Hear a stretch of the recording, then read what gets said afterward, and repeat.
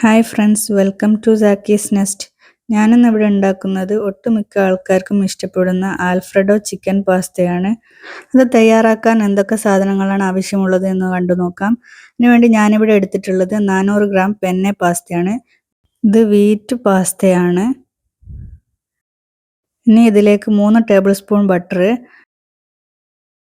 1 teaspoon കുരുമുളക് പൊടി, ആവശ്യത്തിന് chilli flakes, oregano, 2 table spoon cornflour, 1 cup പാല്, 1 ടേബിൾ സ്പൂണ് വെളുത്തുള്ളി ചെറുതായി അരിഞ്ഞത്, ആവശ്യത്തിന് ഉപ്പ്, 150 ഗ്രാം ചിക്കൻ ചെറുതായി കട്ട് ചെയ്തത്, 1 ടീസ്പൂൺ സോയാ സോസ്, 1 സവാള ചെറുതായി കട്ട് ചെയ്തത്, 1 ക്യാപ്സിക്കത്തിൻ്റെ പകുതി ചെറുതായി കട്ട് ചെയ്തത്.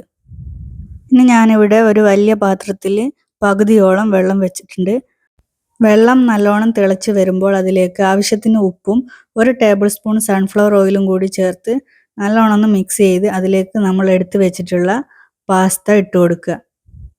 ഇങ്ങനെ പാസ്ത വേവിക്കുമ്പോൾ ഓയിൽ ചേർക്കുന്നത് പാസ്ത വെന്ത് കഴിയുമ്പോൾ തമ്മിൽ ഒട്ടിപ്പിടിക്കാതിരിക്കാൻ വേണ്ടിയാണ്. പാസ്ത ചേർത്തതിന് ശേഷം നല്ലോണം ഒന്ന് മിക്സ് ചെയ്ത് അടച്ചു വെച്ച് വേവിച്ചെടുക്കുക. ഇനി പാസ്തയിലേക്ക് ആവശ്യമായ ക്രീം തയ്യാറാക്കിയെടുക്കാം.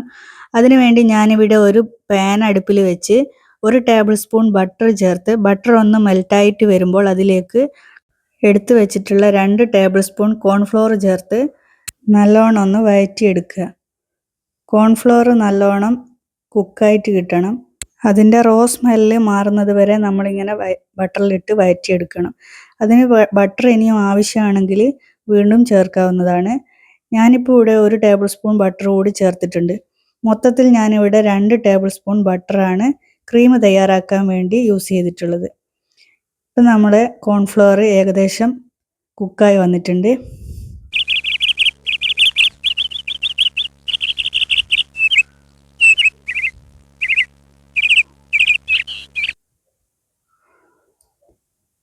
ഇനി അതിലേക്ക് നമ്മൾ എടുത്തു വെച്ചിട്ടുള്ള 1 കപ്പ് പാല് ചേർത്ത് നല്ലോണം വഴറ്റി യോജിപ്പിച്ചെടുക്കുക.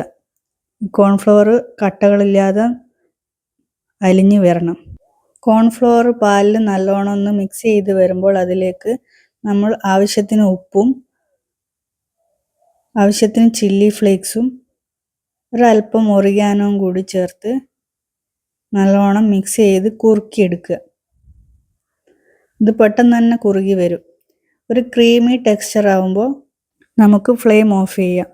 ഇത് ഓവറായിട്ട് അങ്ങ് വറ്റിപ്പോകരുത്, കാരണം തണുക്കുമ്പോൾ ഒന്ന് കട്ടിയാവും.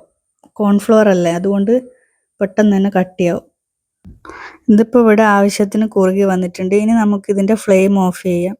പാസ്തയ്ക്ക് വേണ്ടിയിട്ടുള്ള ക്രീം ഇവിടെ തയ്യാറായിട്ടുണ്ട്. ഇനി നമുക്ക് അതിലേക്ക് വേണ്ടിയിട്ടൊരു മസാല തയ്യാറാക്കാം. അതിനുവേണ്ടി ഞാനിവിടെ വേറൊരു പാൻ അടുപ്പിൽ വെച്ച് പാൻ ഒന്ന് ചൂടായി വരുമ്പോൾ അതിലേക്ക് 1 ടേബിൾ സ്പൂൺ ബട്ടറും 1 ടേബിൾ സ്പൂൺ സൺഫ്ലവർ ഓയിലും കൂടി ചേർത്ത് ബട്ടർ ഒന്ന് മെൽറ്റായി വരുമ്പോൾ അതിലേക്ക് ചെറുതായി അരിഞ്ഞു വെച്ചിട്ടുള്ള 1 ടേബിൾ സ്പൂണ് വെളുത്തുള്ളി ഇതിലേക്ക് ചേർത്ത് നല്ലോണം ഒന്ന് കുക്ക് ചെയ്തെടുക്കുക.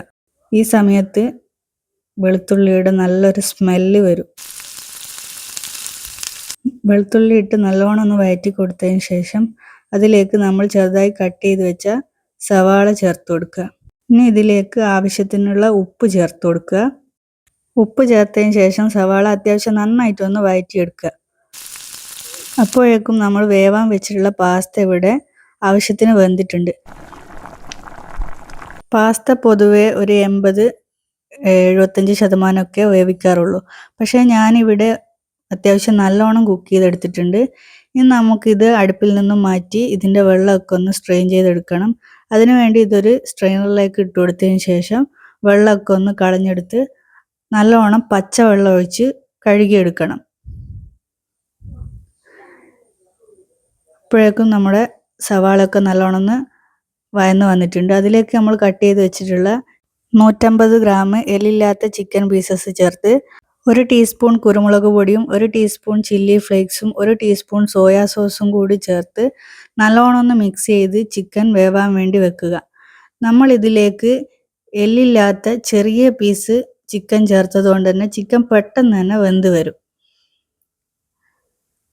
ചിക്കൻ അത്യാവശ്യം ഒന്ന് കുക്കായിട്ട് വരുമ്പോൾ അതിലേക്ക് നമ്മൾ കട്ട് ചെയ്ത് വെച്ചിട്ടുള്ള ഒരു ക്യാപ്സിക്കത്തിൻ്റെ പകുതി ചേർത്ത് ക്യാപ്സിക്കം അത്യാവശ്യം നല്ലോണം ഒന്ന് വെന്ത് വരുന്നത് വരെ വഴറ്റിയെടുക്കുക. ഇപ്പം ക്യാപ്സിക്കമൊക്കെ ചെറുതായ രീതിയിൽ ഒന്ന് വെന്ത് വന്നിട്ടുണ്ട്.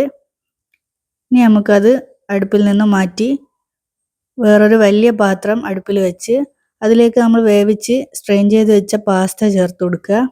ഇനി അതിലേക്ക് നമ്മൾ തയ്യാറാക്കി വെച്ചിട്ടുള്ള ചിക്കൻ്റെ മസാല മുഴുവനായിട്ടും ചേർത്ത് കൊടുക്കുക. ചിക്കൻ മസാല മുഴുവനായിട്ട് ചേർത്ത് കൊടുത്തതിന് ശേഷം അതിലേക്ക് നമ്മൾ തയ്യാറാക്കി വെച്ചിട്ടുള്ള ക്രീം ചേർത്ത് കൊടുക്കുക. ക്രീം തണുത്ത് വരുമ്പോൾ അധികം കട്ടയായി പോയിട്ടുണ്ടെങ്കിൽ ഒരല്പം പാൽ കൂടി ചേർത്തൊന്ന് ചൂടാക്കി എടുത്താൽ അതൊന്ന് ലൂസായി കിട്ടും.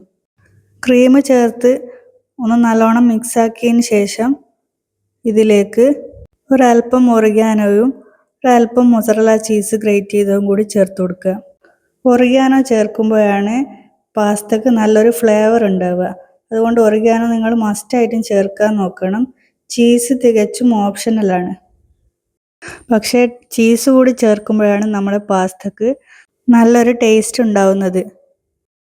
ചീസും കൂടി ചേർത്തതിന് ശേഷം നമ്മൾ ഈ പാസ്ത നല്ലോണം ഒന്ന് മിക്സ് ചെയ്ത് ചീസ് ഒന്ന് മെൽറ്റായി കിട്ടാൻ വേണ്ടി ഒരല്പം നേരം അടച്ചു വെച്ച് ലോ ഫ്ലെയിമിൽ കുക്ക് ചെയ്തെടുക്കുക. ഏകദേശം ഒരു 5 മിനിറ്റ് ആയപ്പോൾ ഞാനിവിടെ പാത്രത്തിൻ്റെ അടുപ്പ് തുറന്ന് നോക്കിയിട്ടുണ്ട്. ഇപ്പം നമ്മൾ പാസ്തയിൽ ചേർത്തിട്ടുള്ള ചീസൊക്കെ ഒന്ന് നല്ലോണം മെൽറ്റായി. നമ്മൾ ഇതിലേക്ക് ചേർത്തിട്ടുള്ള മസാലയും ക്രീമും ഒക്കെ പാസ്തയിൽ നല്ലോണം ഒന്ന് പിടിച്ച് നല്ലോണം യോജിച്ച് മിക്സായി വന്നിട്ടുണ്ട്. ഇനി നമുക്കിത് നമ്മൾ സെർവ് ചെയ്യുന്ന പ്ലേറ്റിലേക്ക് മാറ്റാം. കുട്ടികൾക്കൊക്കെ വളരെ ഇഷ്ടപ്പെടുന്നൊരു പാസ്തയാണിത്. ഈ രീതിയിൽ പാസ്ത തയ്യാറാക്കി നോക്കാത്തവരൊക്കെ തീർച്ചയായിട്ടും ഒന്ന് തയ്യാറാക്കി നോക്കണം. നമ്മുടെ ചാനൽ ഇതുവരെ സബ്സ്ക്രൈബ് ചെയ്യാതെ കാണുന്നവരുണ്ടെങ്കിൽ ഒന്ന് സബ്സ്ക്രൈബ് ചെയ്ത് സപ്പോർട്ട് ചെയ്യണം കേട്ടോ. അതോടൊപ്പം നിങ്ങളുടെ കൂട്ടുകാർക്കൊക്കെ ഒന്ന് ഷെയർ ചെയ്ത് കൊടുക്കാൻ വേണം കേട്ടോ. പുതിയ പുതിയ റെസിപ്പീസുമായിട്ട് വീണ്ടും കാണാം. അതുവരേക്കും താങ്ക് യു.